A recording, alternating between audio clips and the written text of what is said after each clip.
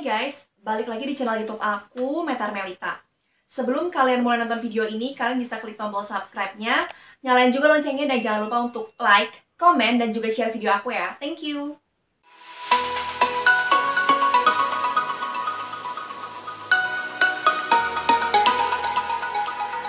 Oke guys, jadi pada kesempatan kali ini, di video aku kali ini, aku mau berbagi pengalaman aku ke kalian.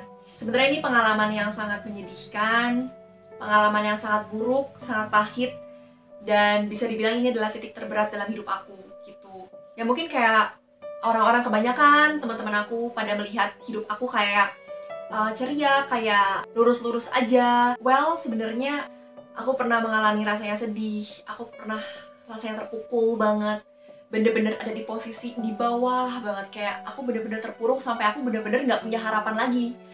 Jadi sebenarnya ini masalah aku ini adalah salah satu dari masalah-masalah berat lainnya yang pernah aku alami.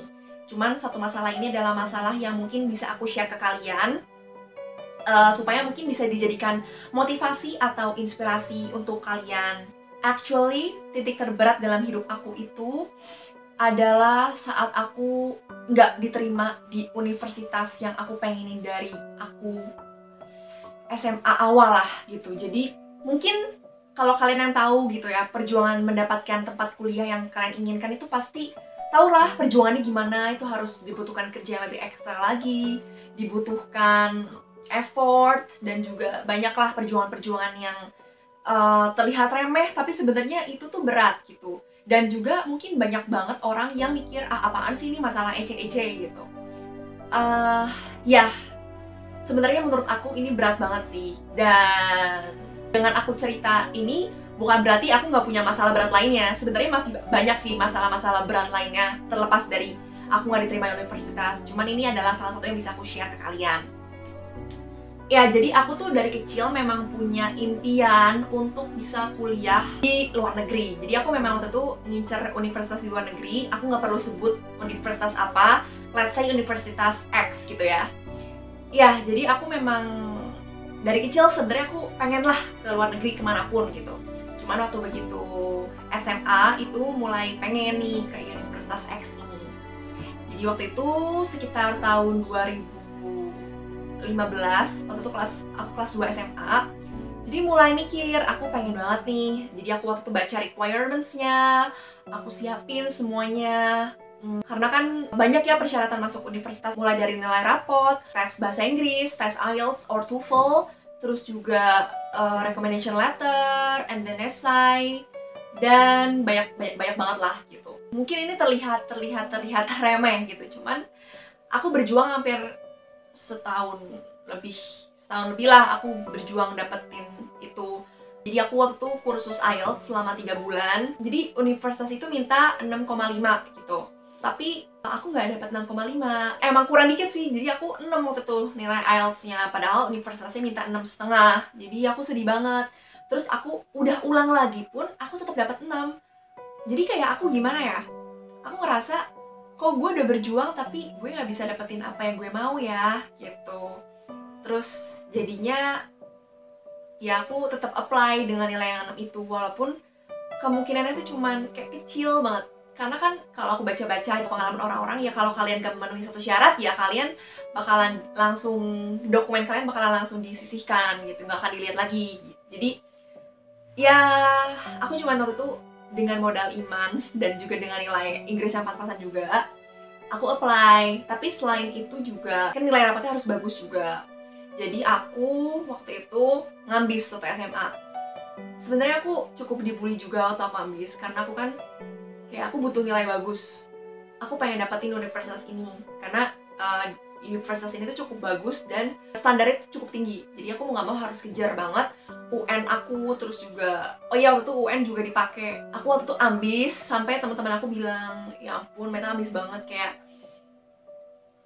ngomong itu gampang, tapi kalian nggak tahu kan sebenarnya di balik faktor ambis itu ada apa gitu. Jadi waktu itu ya udah, di tengah lagi pusing ngurusin tes IELTS, ngurusin nilai, ngurusin ujian, tapi aku juga mendapatkan faktor-faktor eksternal, yaitu bulian yang kurang menyenangkan gitu. Terus tahun 2016 tuh pas nilai ujian sekolah atau ujian nasional udah keluar gitu, aku bisa apply. Aku lupa sih bulan apa ya, waktu Maret apa April gitu. Ya udah, setelah aku apply, aku nunggu hasilnya dan ternyata nggak diterima gitu. Jadi waktu itu memang aku sempet down. Aku begitu lihat pengumuman itu tuh, aku mau lihat pengumumannya aja udah deg-degan setengah mati, karena beberapa hari sebelumnya aku mimpi kalau aku nggak diterima. Dan kadang-kadang tuh mimpi aku suka jadi kenyataan, dan bener, dari pengumuman itu ada sampai aku ngebuka itu kayak butuh waktu setengah hari, karena aku deg-degan banget kan. Aku sambil doa juga. Jadi aku selama ini cuma modal doa aja gitu. Dan juga dengan nilai yang pas-pasan waktu itu. Terus ya udah, jadi aku waktu itu sempat udah drop banget, aku down banget karena aku nggak punya backup apapun. Bahkan aku nggak ikut bimbel untuk belajar buat SBMPTN masuk perguruan tinggi negeri. Jadi memang swasta pun aku nggak ada backup sama sekali. Jadi cuma ngandalin satu, itu aja gitu.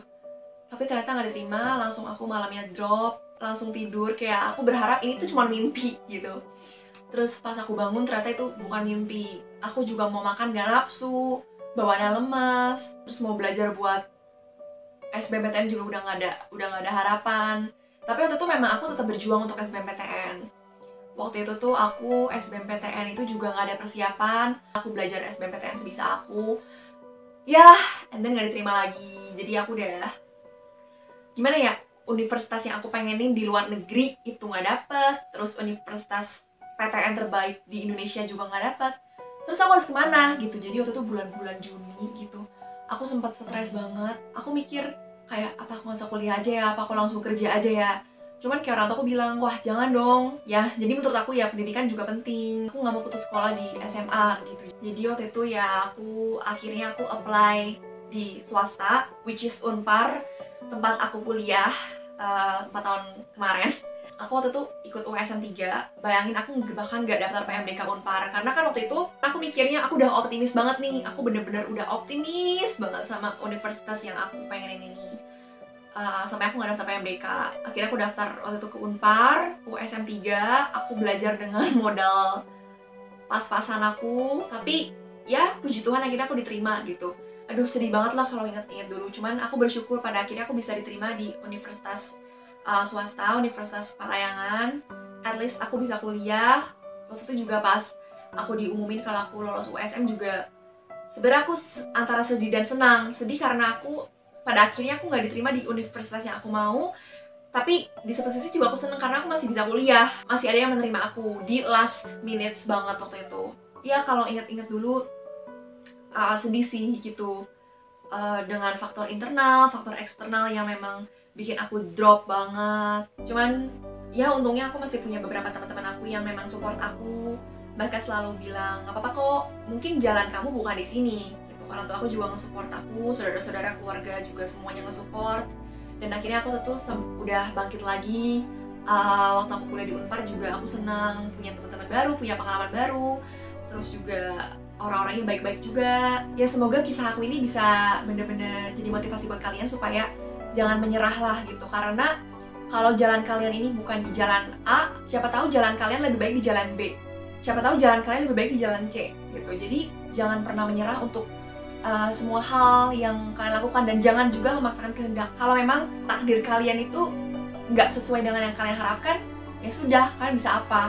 Kalian nggak bisa apa-apa selain kalian harus ubah mindset, ubah cara pikir kalian supaya kalian tuh bisa ngelihat bahwa selalu ada good in everything. Jadi selalu ada hal baik, pasti selalu ada hal baik. Aku selama ini walaupun aku nggak diterima di universitas yang aku mau, dan walaupun itu adalah titik terberat aku, tapi aku jadi belajar gitu bahwa perjuangan aku tuh nggak main-main. Aku bener-bener jadi anak yang rajin banget. Tapi karena aku jadi rajin banget, aku jadi waktu kuliah nggak terlalu keteteran sebenarnya, karena udah terbiasa dengan jadi pribadi yang rajin. Jadi selalu ada hal-hal gitu. Walaupun aku dulu pengen masuk universitas ini tapi gagal, tapi aku tahu bahwa memang kayaknya nggak cocok di universitas ini gitu. Jadi aku udah lebih let it go, lebih berbesar hati, dan lebih berpikir positif aja. Aku selama kuliah aku pasti pernah mengalami kegagalan. Aku pernah mendapatkan nilai yang bener-bener nol gitu, bener-bener nol. Aku udah terbiasa gitu, karena aku tahu gagalnya gimana waktu dulu. Jadi aku udah lebih terbiasa. Mungkin aku juga kurang prepare gitu. Harusnya aku punya backup dari pas aku kelas 1 SMA. Aku punya backup, aku lebih prepare bahasa Inggris, aku lebih prepare segalanya lah gitu.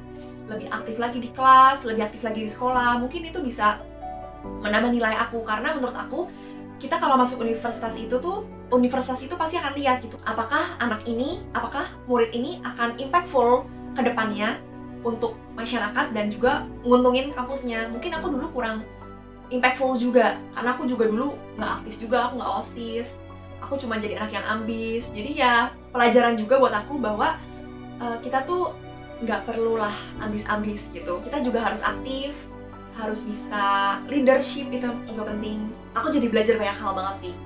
Dan aku juga berharap semoga kalian semua yang sekarang ini sedang berjuang, mau itu ke luar negeri atau ke swasta atau ke PTN, aku berharap supaya kalian sukses di jalan kalian.